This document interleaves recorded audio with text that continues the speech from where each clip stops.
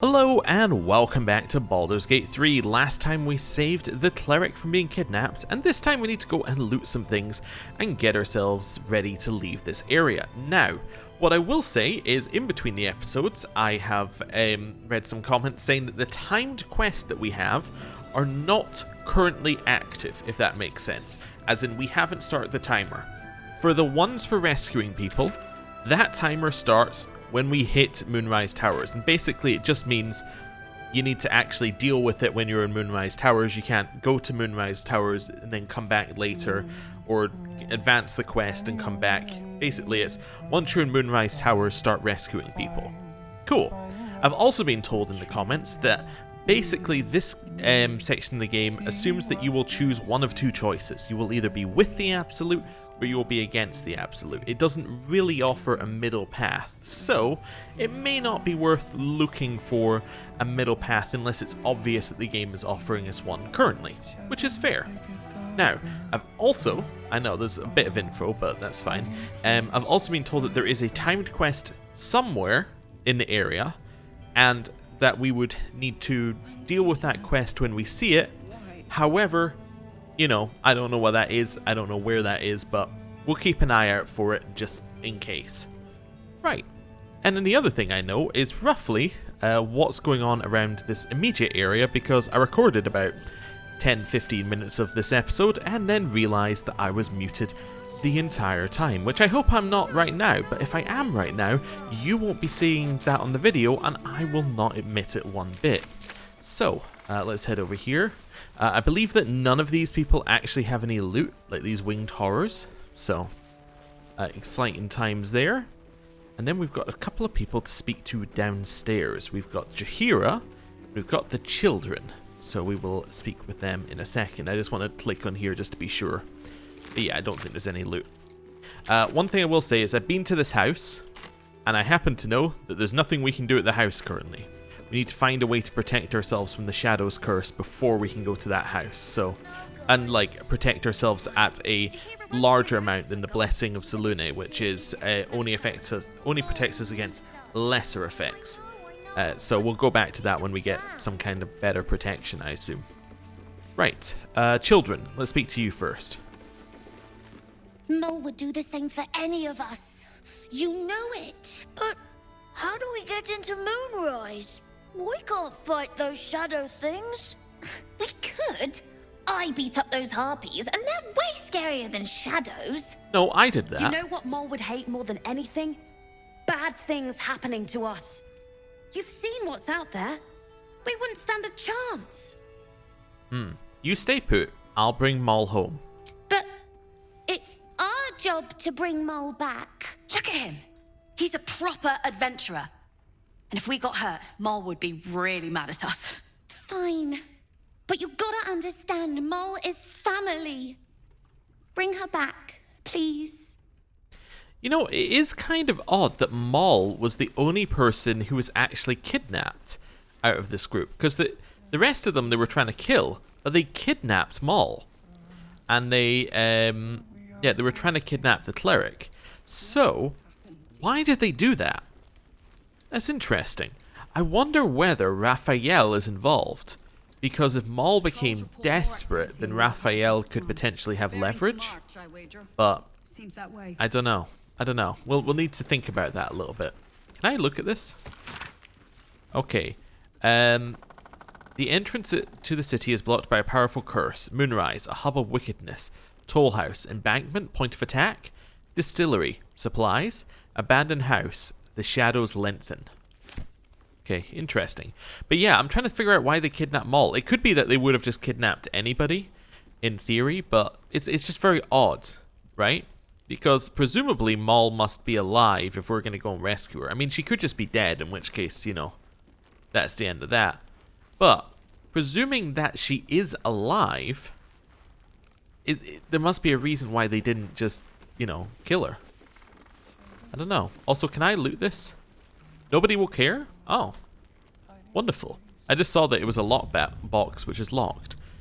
Now this I did not see last time, but moving the camera around has let us see it. Okay. Do a little guidance. Wonderful. What's in here? We have the innkeeper's journal and some stuff.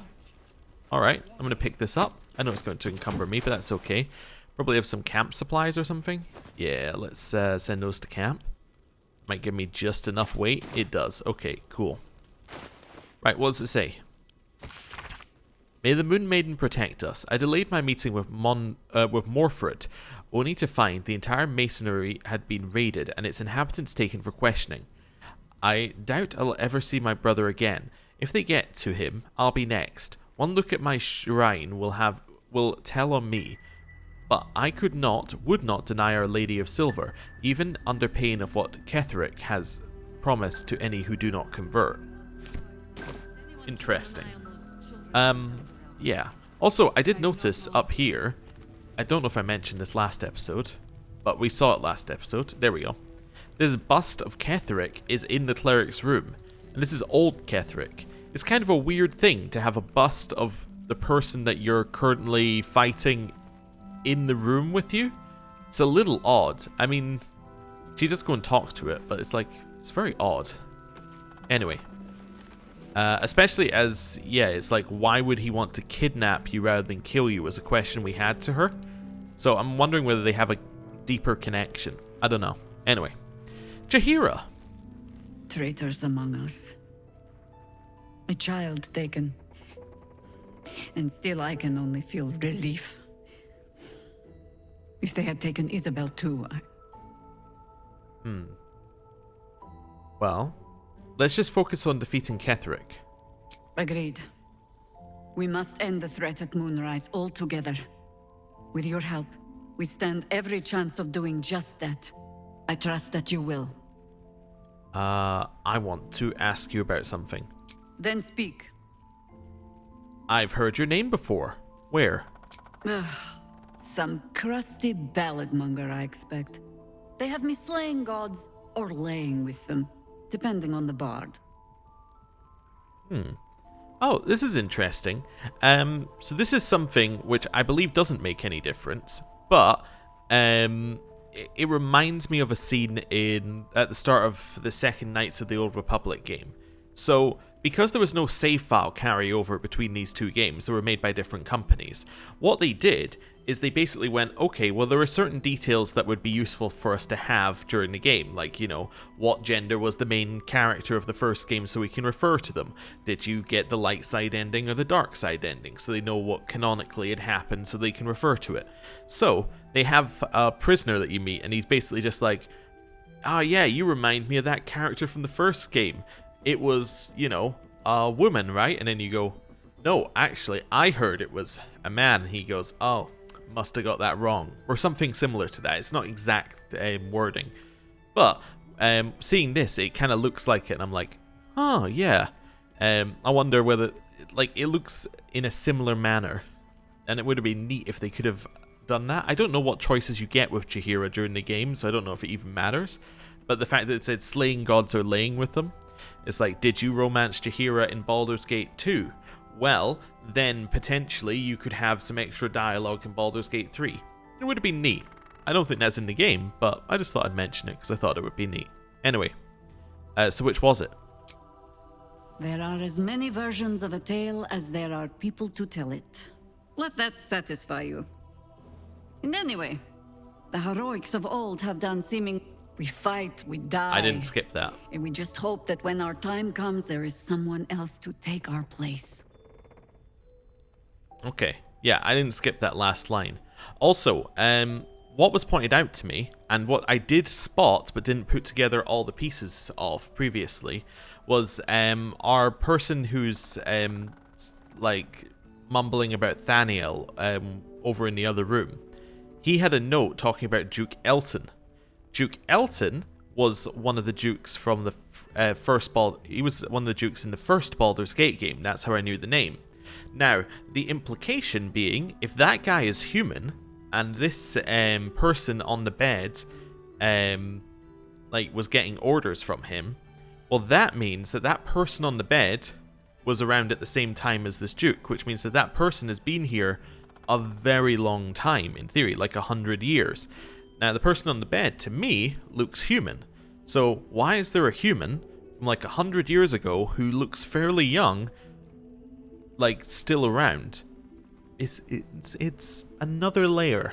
I'm sure we'll find out, but anyway. Okay, we just hope when our time comes there is someone else to take her place. Surely you made more of a difference than that. The songs would have you believe we saved the realm's entire. Perhaps we did. They simply refused to stay saved. Although I just noticed she did say perhaps we did. That opens a level of vague. I guess that's the path they're taking of what happened in the first two games. There were some like canonical points that get dealt with, and then there are some points which are like, well, how did you deal with them? It doesn't really matter for this. We're going to ignore it and we're going to say, it could have happened this way, it could have happened that way. But we're just going to move on. Which is an interesting way to deal with it. Anyway. The shadows haven't consumed you. Good. I had more questions. Then speak. How did the Harpers first learn of the Absolute? The same way Harpers learn of anything. Poking noses where they don't belong. We sent an agent to infiltrate this cult. The latest fad among the city's bored nobility, I thought. Until that same agent returned and tried to plant a knife in my neck. My first encounter with a true soul. I'm glad ours ended on friendlier terms. From there, I made some inquiries of my own. Saw firsthand how easily the cult could turn friend to foe with but the twist of a tadpole. And so I gathered my Harpers and came to the source. Moonrise Towers. Alright, well I'm gonna go. The way she said true soul is interesting. Oh, can I read this? Can't reach this. Alright, guess I can't read on the greater healing potion. Anyway, he's probably not got anything new for us. We'll come back to him later. I was just thinking, do you think he might? But yeah, completely lost my train of thought when I saw him. Yeah, I guess we can't reach this for some reason. Whatever, it doesn't matter. Doesn't seem to make a difference whether we find a recipe or not. Now, we need to go out this way to the graveyard. But to do that, we have to go through this building. And in this building, we have another shop. Let's say hi. And Damon. Now, I happen to... Looks like that odd ox made it through the shadows. Oh, so he did. We'll come back to you in a second. I happen to know that Damon could potentially use some metals that we picked up. So I'm going to go and grab every single little piece of hoarded loot back here. And I'm going to go and see him. Right. Let me find which one. I think I've got it in here. There we go. I'm going to grab... I can't remember what it was. But we're, basically some of the stuff we picked up in Grimforge where I was like, ooh, that might be useful. Some of it actually is. Which, you know, I gotta say, a surprise to me that any of it was useful. Let's see what else we got in here. Yeah, we'll pick that up. If we got anything else that seems like it might be something. Not in here. Is it in this one? No, this is just junk that for some reason I'm keeping. I think I should probably sell all that. Let's see here. This one? Aha! Yes, it was this one. Right. So take our devil foil masks and send them to Karlach. Actually, we could have sent them to ourselves. I think I want to send them to ourselves. We're going to pick up this. I can't remember what was used, so I'm just going to pick up everything I can and send some stuff back. I don't know whether we can use these petals. I have no idea. Let's pick those up as well. Sure. I think that's all the material I have. Right. Or anything that's from down there. Why are we so overweight here? Let's grab this stuff and send that to camp. Grab these and send them to camp. Yeah, we're particularly over encumbered. I mean, I guess these... Oh, they don't even weigh anything. Let's sort by weight. What's weighing so much? So 18 pounds of alchemy, or whatever the weight measurement is. Okay, and then 11 here. Okay, well, not a lot I can do about that, really. you could make alchemy stuff and then distribute it amongst your party. Yeah, I could. But, you know, what if I need it later? Anyway. Head out here. And because it's Damon, we have some other stuff that he might want, such as Infernal Iron. So let's take this out here. Right. There we go. Perfect. Hello. Karlach! I thought you'd be in the city by now. We were ambushed by cultists. Half of us were captured, the other half ran here. Off the anvil into the forge. We'll find them. Hopefully. Before you run off into the belly of the beast, there's something I need to tell you. Well, two things. Good news and bad news. Okay. Which do you want to hear first, Karlach? The good news, obviously. I only need one more piece of infernal iron to craft an insulating chamber that can make it possible for Karlach to... Touch people! Exactly! Oh my god. It's really happening. It's been so long. We've got the iron. Let's do this thing! Hang on! I think you'll want to hear the bad news too. Yeah, sure. But first, fix me. Please. Let's let Damon speak. This sounds important. Fine. Well, go on then. I don't enjoy saying this, Karlach, but there's no two ways about it. Your engine is going to blow and I can't fix it. I'm not sure anyone can. It's simply too hot to exist here in the material plane. Unless you return to Avernus for good, this thing is going to blow. Sooner rather than later. But still, you can give me something that'll let me touch again, right? Safely. Yes, but... That's all I need to know. Do it. Please. Okay. Well, go on. Give him the iron. Let's make this happen. Well, all right. This shouldn't take long.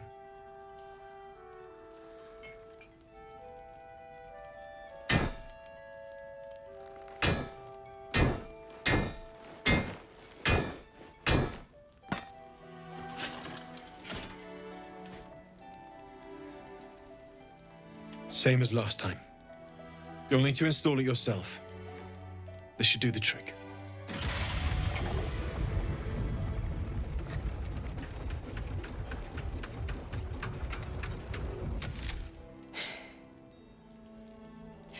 There.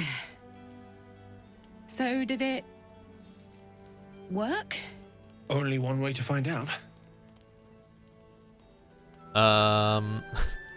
I do love one of your options here is just stand absolutely still, like, don't look at me, don't look at me, don't look at me. We'll give her a hug.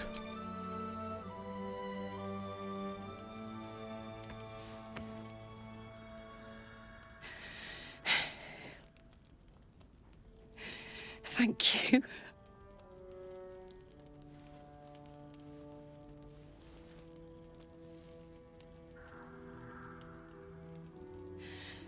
I can't believe it. Thank you, Damon. Thank you so much. It's the least I could do. Before you go, there's something I need to tell you. That engine of yours, it's contained for the moment, but it's just too hot to exist here in the material plane indefinitely. I know you know that, but the thing is, there's a cure. I wasn't making any headway with the mechanics, none at all. The environment here is just too cold to sustain metals like the ones inside you. You have to return to Avernus. For good. Or this thing is going to burn you up from the inside out. And sooner than you think. The minute I set foot back in Avernus, Zarya will force me back into service. I'm not doing her bidding again. I'd rather die. I get that, but don't rule it out. The world just might be better with you in it. Even in Avernus. I won't stop trying to figure out a cure. But at this point, I think we all have to face the inevitable. This is an awkward pause. This is a very awkward pause. Oh, right, there we go. Why is it all my companions are about to blow up? This doesn't seem good. Well, we'll have to make the inevitable evitable then. You read my mind.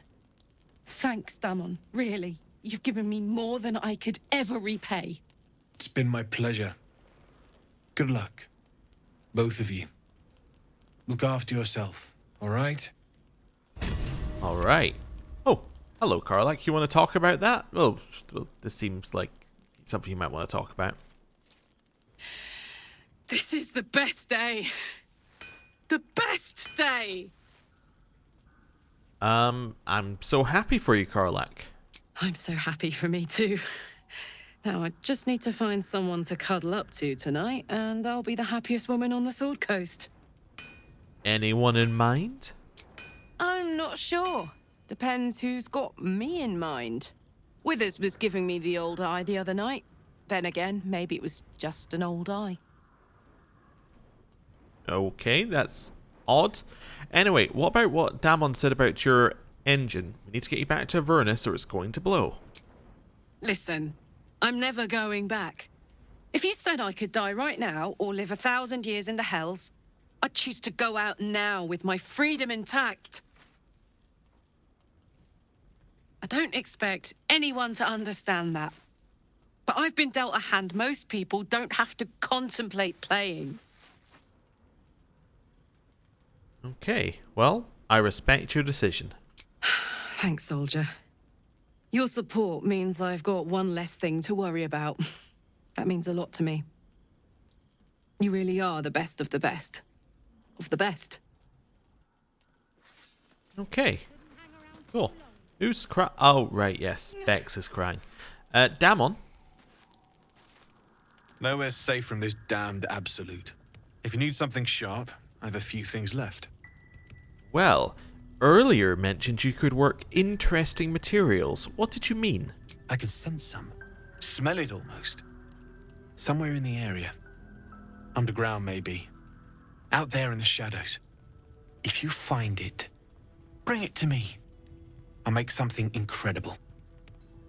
You know what's odd about this?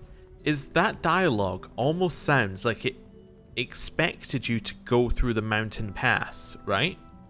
Because if you went through the mountain pass and you arrived here, then he gave you that dialogue, then you're like, oh, I'm going to go find Grimforge by going through this area. You find the backdoor elevator, and then you arrive out next to those two dwarves who had the, who had the gnome next to him. Yeah, that would be interesting. I wonder how the game plays out if you go backwards into Grimforge. It could be all the dwarves have already left. That would be an option. It is an interesting thought, right? Like that you could, in theory, go that way around. Anyway, I found some hellish masks. Can you make anything of these? Using something that's already fabricated is tough, but I can try. How many do you have? I've got 3 masks. I thought I sniffed American scent somewhere. These must have been a pain to get a hold of. American masks are brittle, so what I make won't last as long as my usual pieces.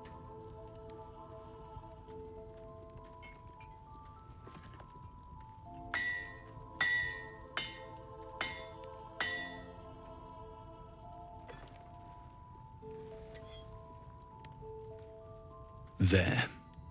Be careful who sees you using that. Might draw the wrong sort of eyes. Okay. Orthon explosive. Yeah, I would imagine explosives wouldn't last as long as your usual pieces, given that they're meant to, I don't know, explode. Also, the text says deals fire and thunder damage, but it does fire damage exclusively. Huh. Okay, weird. I kind of get the feeling that at some point he gave us something different, right? Like, I think at some point he gave us a lightning damage and fire damage thing, and then they took that away. But I also think at some point he must have given you like something that degraded. Trying to remember. I think there was a weapon durability system in Divinity? I might be making that up. But maybe they were going to have a system like that, and that's why he's saying it could degrade. And then it's like, oh, well, actually, that's not the case because we're not going to have anything degrade. Okay, we'll just give him some explosives instead, and they never change the dialogue. I don't know. It just seems odd. Can't anyway, sleep. Or it's generic So dialogue. I might as well hammer. Need anything? I think I found a material that you could work with. What can you make of it? I don't know what I'm giving him. Absolutely. Rare to get your hands on this stuff. Well done keeping it to hand. As with everything, you just, you know, hammer it a few times, and then you get something.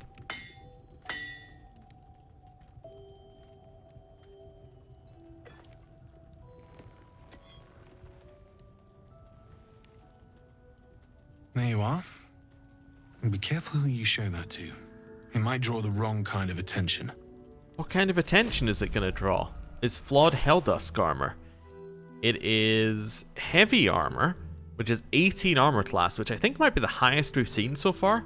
When you're hit by a foe within 2 meters, it might take 1 to 4 fire damage. I gotta say, like, I hate this. Like, it might take damage. What does that mean? It might take damage. What's the percentage chance? Is it a roll? Is it a save? What does this word might mean? It's doing an awful lot of work, but it doesn't actually mean anything. It's just like, okay, well, does it trigger 50% of the time? In which case you can make a value. Does it trigger 5% of the time? Does it trigger 95% of the time? It's just weird. Does it mean that you might because they might be resistant to fire damage, in which case they wouldn't take 1 to 4 fire damage? Or they might be immune, so they take 0. It's odd phrasing for this. Like, just compare it to, well, the one directly below it. You take 1 less piercing damage. I can evaluate 1 less piercing damage. I can say 1 less piercing damage means every time I take piercing damage, I will take 1 less.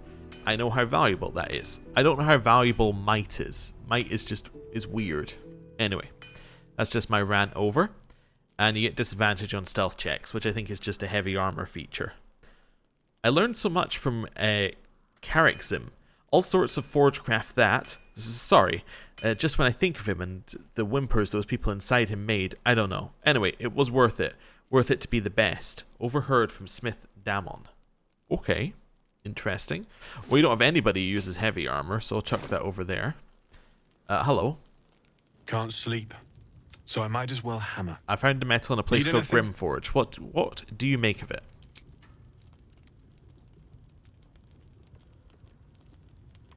It's perfect. Really. Just a moment. I'll be able to work this one quickly. Mm-hmm. Yep. Get to the hammering.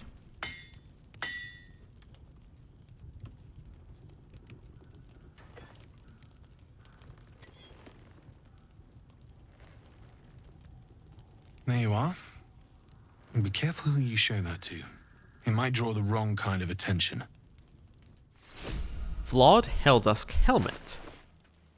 Wielder has a +2 bonus to saving throws against spells. Well, that's pretty good.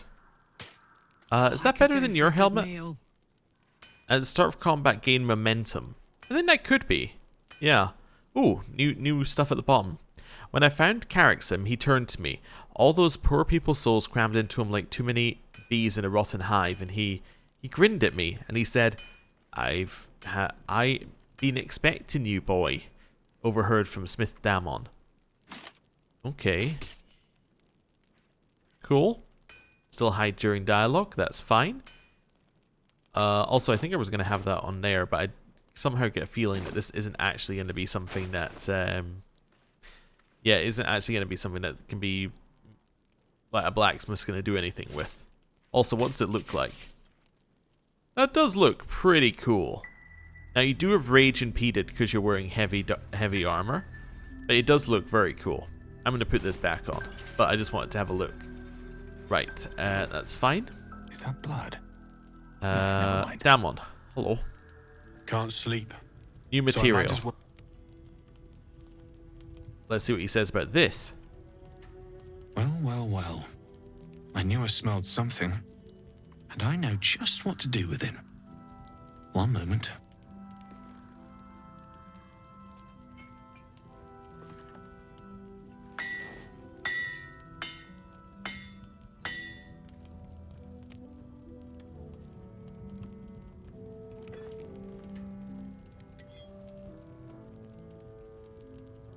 Oh, it's the same dialogue. Flawed held us gloves, so we have gloves as well. Your weapon attacks deal an additional 1 to 4 fire damage. Your unarmed attacks deal an additional 1 to 4 necrotic and can possibly inflict bleed. Okay. Beneath those horrible sounds of, well, let's call it what it was, torment. Beneath the tormented screams, I heard this moaning sound, like many people in pain, and I heard a ringing of a great hammer. Carricksam's forge was close, overheard from the smith Damon. Okay, so this is all one story, basically. Unarmed attacks deal extra, so I guess these are meant to be, like, for a monk, maybe? But then your weapon attacks also deal damage, so it's like weapon and unarmed. Maybe it could be either. Also, I gotta say, what does possibly mean? I gotta ask. We had might and we have possibly. Are these the same chance or are these different chances? Does possibly, is that a higher percentage than might? It's just a little vague. That's all I'm saying. It's not, you know, it's not clear. Now, I do wonder whether some of these are like, they weren't sure when they made the weapon. They were just like, I don't know, it might deal some fire damage. I'll set it at whatever percentage and then we'll figure it out later. I don't know. But anyway. There we go. Still breathing. Right. Despite everything. Hello. Can't sleep. So I might as well hammer. That's everything. Need anything? Alright, we'll leave for right now. I just want to send anything that we haven't done anything. Oh, wait. Now, this can go in here. Which one do I have them in? Yeah. That can go in here. How much infernal metal do I have left? I think that's it, actually, isn't it? Sort by type. I don't see another infernal metal, although that might just be me not seeing it. Cool. Just want to have a look. In fact, we could probably put these away for right now. We'll keep that out. These two I can send back to camp. Didn't do anything with the armor. I'll send it back to camp. Probably means there's nothing you can do with the broken armor, which, to be fair, is par for the course with that. Right, we'll sort by type. Oh, Basilisk Oil lives in there because that's where I put all my useful stuff that we don't need right now. Good, and I'll send our torches away to Karlach. Just trying to get whatever weight we can on the main character. Like this quarterstaff we picked up.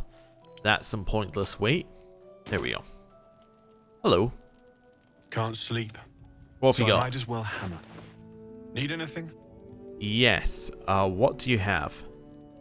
Sword of Life Stealing. On a critical hit, target takes an extra 10 necrotic damage as long as it isn't a construct or an undead. You also gain 10 temporary hit points. That's really good. Yeah, that is incredible. Yeah. Also pointing out that 10 necrotic damage is not included in the damage calculation in this case. Which, again, it's like, it isn't clear, because, like, where is it? Is it you who has the dagger? Yeah, this Assassin's Touch dagger. It has 1 to 4 necrotic conditional. This is also 1 to... this is, like, 10 necrotic damage, like, conditional as well. I guess the condition being a critical hit is maybe the difference, but still weird. Also getting the 10 temporary hit points is nice. Like, it makes you tankier and it deals more damage when you crit. Because it's going to be a... well, I don't know. If you make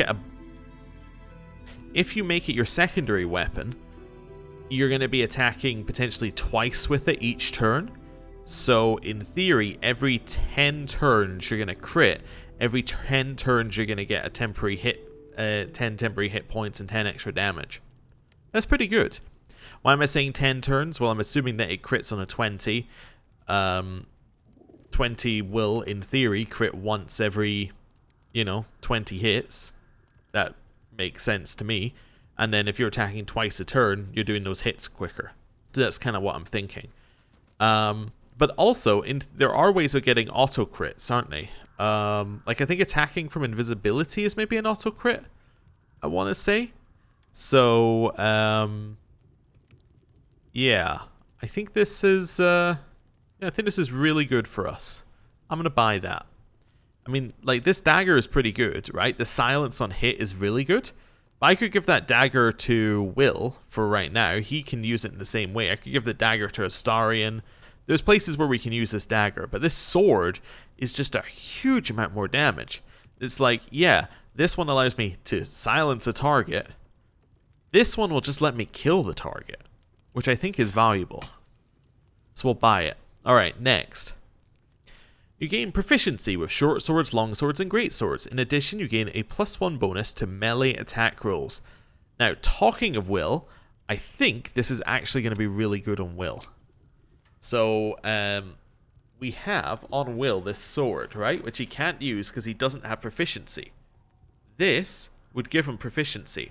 Now, the question is then, do we want to use the sword? We might not want to, but we could potentially take the feat where he can dual wield, which would then allow him to use that sword and then a dagger. The reason why it's useful for him to have the dagger is so that he can do the arcane synergy.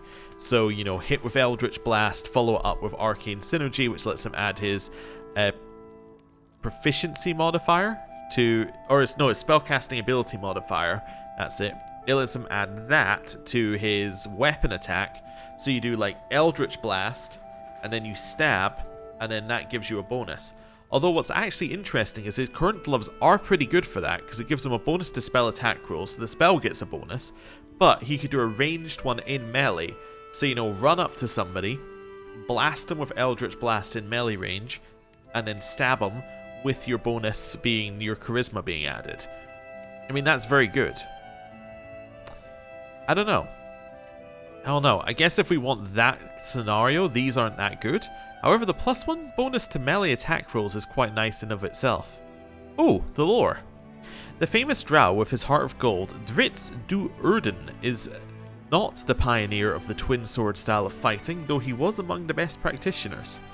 I don't know very much about Dritz, despite him being a very major character in Faerun. Yep, I was trying to figure out which level I wanted to go for. Is it Forgotten Realms? Is that the one I was meaning to say? Or is that a different setting? Anyway, he's a big character. So, yeah, it's interesting to see him named. I'm going to buy this. I don't know whether we need it, but I'm going to buy it. Next. Chainmail +2. Don't need. Nobody uses heavy armor. Don't need. Same reason. Scale mail. I don't think we need that. Don't need. Don't need. Don't need. Don't need. These are all just generics. Darkfire Shortbow.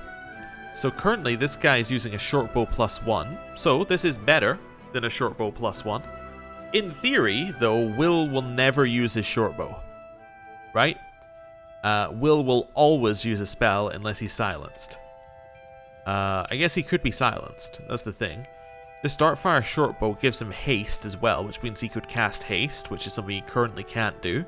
Grants resistance to fire damage, resistance to cold damage, and a +2 weapon enhancement. I think that's worth buying. Next, the Harmonium Halberd. Lowers your intelligence and wisdom and gives you extra strength. I mean, it's not bad, right? If we were to give this to Karlach, say, it would allow her to have some pretty good strength numbers. And, yeah, that would be good. I do like her throw build right now. I don't know how long that throw build's going to be good for, but we saw in the previous fight, it did work, and it was still working. So, yeah, I don't think we need to worry about that. Charge-bound hammer. Works well if it's bound to an Eldritch Knight or Warlock's Pact weapon. In which case, it's useless for us. Dynamo Axe. When you deal damage with this weapon, you gain 2 turns of heat. What is heat? It takes 1 to 4 fire damage each turn, but can use heat convergence.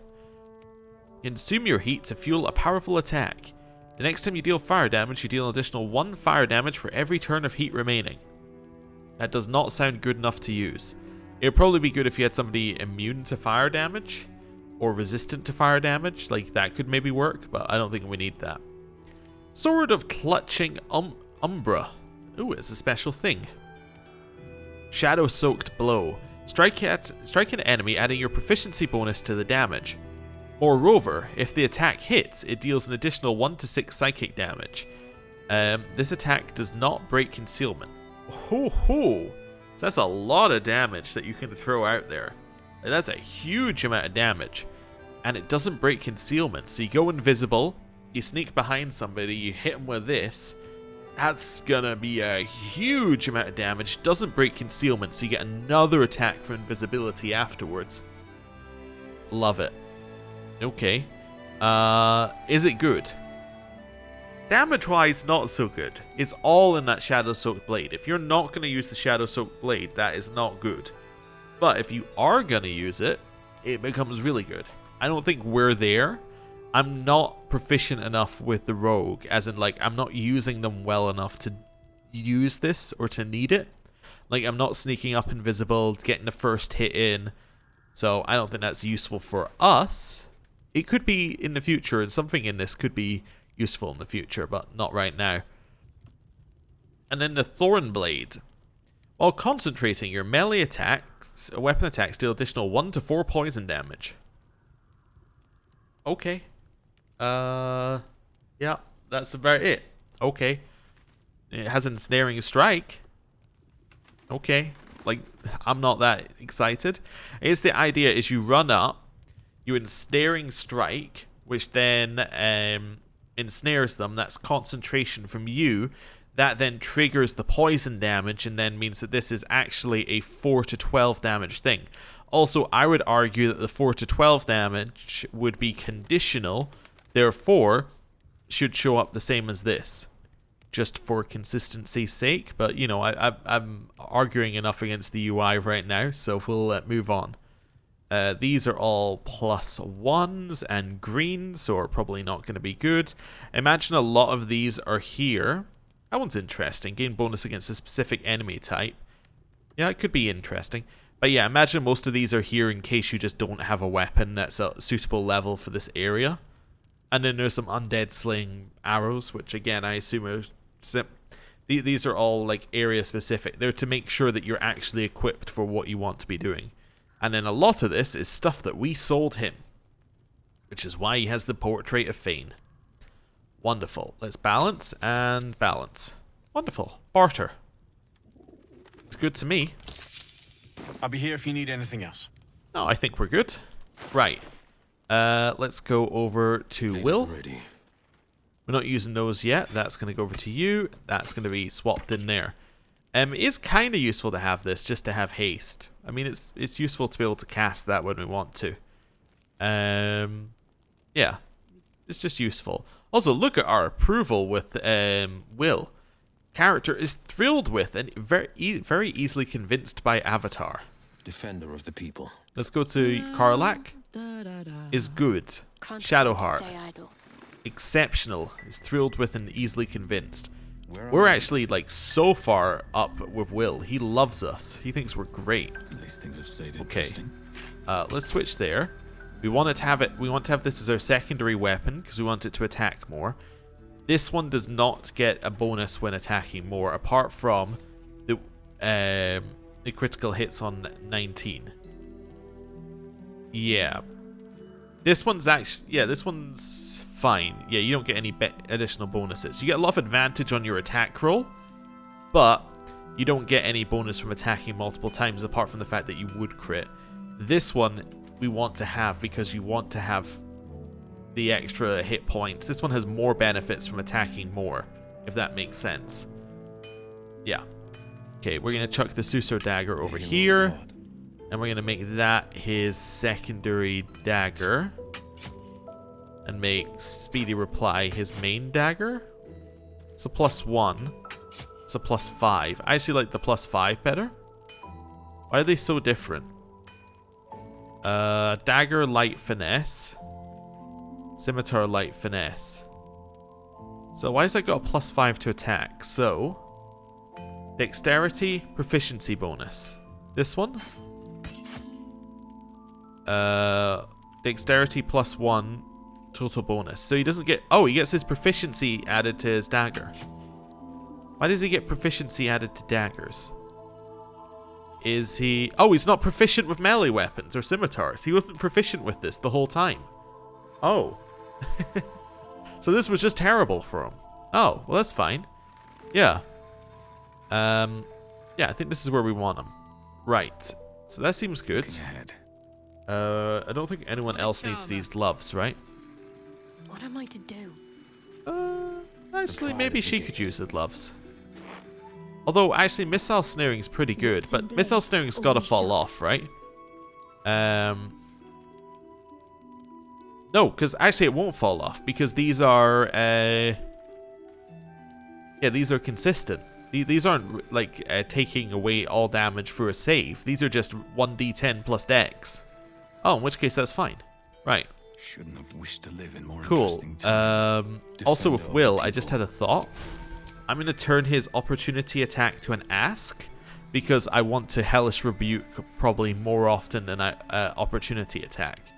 That sounds like a good idea. That's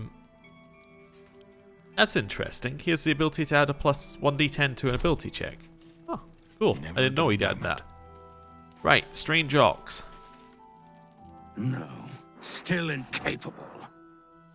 Incapable of what? Not for you to know. Well, how are we going to handle this? You're a rare breed, an authentic red-backed river ox. You're the ox I met back in the grove. You were very hungry then. I saved you all, and now you have food. Or, come on, you piqued my curiosity. We're going to talk to him. That's how we solve our problems, talking. Ooh. Oh, we passed. It was guaranteed. That was the lowest number that was a guaranteed pass, because we could only roll a 1 on guidance, and we would still pass. Well, come close. Your mind to mine. You want to mind meld with us? Oh. That's horrific. Are you satisfied? That's some Mass Effect 1 beacon type visions we're seeing there. How does an ox like yourself have such horrifying thoughts? It's a talent. I'll trade you your secret for one of mine. I'm not a busybody. You ought to use me as an example, or you might get yourself in trouble. Is that a threat? That's up to you. Okay. Fine. I'll go. Good little hero. I don't like the way you said that, ox. Don't waste a step. Hello. Do you like our new friend? He's new. Okay. Hello. Glad to see you made it. I am. Indeed I am. How'd you make it through the shadows? On the double. One hoof quickly following the other. Okay, glad to see you made it too. I remember you from the grove with the druids. I hoped to see you again. And now I have. Okay. Well, cool. Let's head out this way, and let's get up to the graveyard. Now, I believe that we should be able to path around traps if I walk past them. I don't trust it one bit, but let's try this. Also, we should be immune to the shadow curse in this area. Let's see. They walked around it. I can feel the shadow's power here, but they don't seem to be harming me. The shadow curse. It doesn't seem to affect me like it does others. Not as badly, at least. Do you know what this means? I must be blessed. Lady Shah is protecting me where others are left to face her wrath. She loves me. She must do. I mean, or you have a godly light coming out of your weapon and it's on your back. Well, so what does this all mean? Lady Shah wouldn't bless me like this for no reason. There must be something she wants of me. Those signs we found about Dark Justiciars, perhaps they were no coincidence. In either case, I need to watch for any place dedicated to Lady Shah. A temple, perhaps. Okay. You mean like the temple in Grimforge? Wait a second, I just realized that's yet another piece of dialogue, which sounds like it expected you to come through the mountain pass and not of the shadow curse. directly through here. At least they were afforded a burial. Huh. Interesting. Or like not directly through the Underdark to get here. Okay.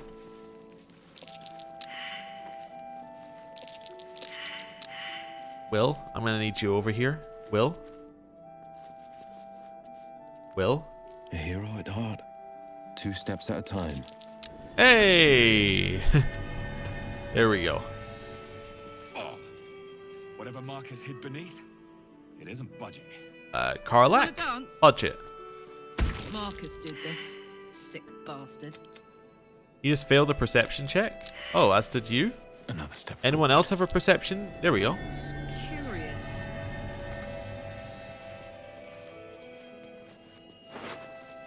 So we got gold, we have a torch, and then we have the Shield of the Scorching Reprisal. It has to go to Shadowheart, as she is our shield person. Right, Shadowheart. Whatever it takes. So, both shields have Shield Bash. The Adamantine Shield has when a melee attack misses you, the attacker is sent reeling for 2 turns. Okay. Reeling is -1 to attack rolls, I think. Yep. Okay.